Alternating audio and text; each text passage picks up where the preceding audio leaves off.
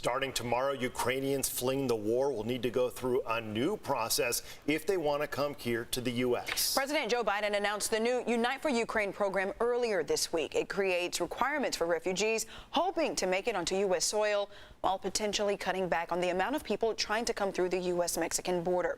CBS 8's Regina Urita has the story. That's right. The Unite for Ukraine program would individually allow Americans or nonprofits to sponsor Ukrainian refugees, provided they can financially support them.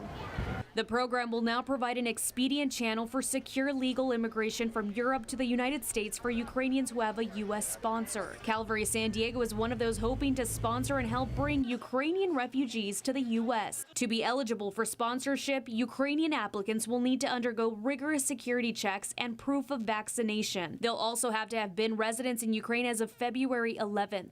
As for people or organizations who want to be sponsors, they will need to pass security background checks of their own as well as declare financial support.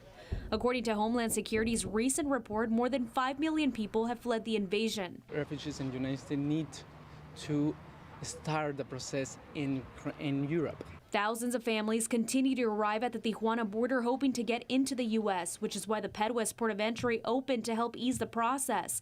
But with the new program, PedWest will now close its doors at midnight on Sunday. I live in Michigan, so I flew in here yesterday morning. I was planning to go to Tijuana and meet them at their airport.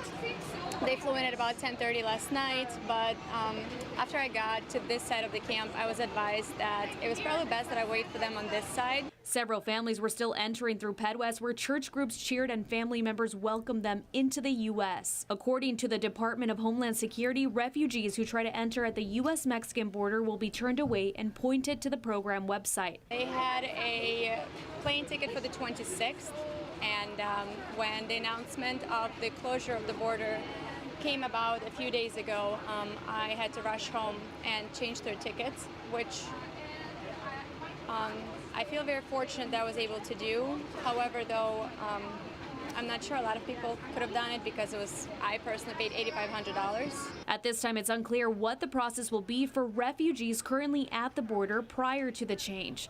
For CBS 8, I'm Regina Urita.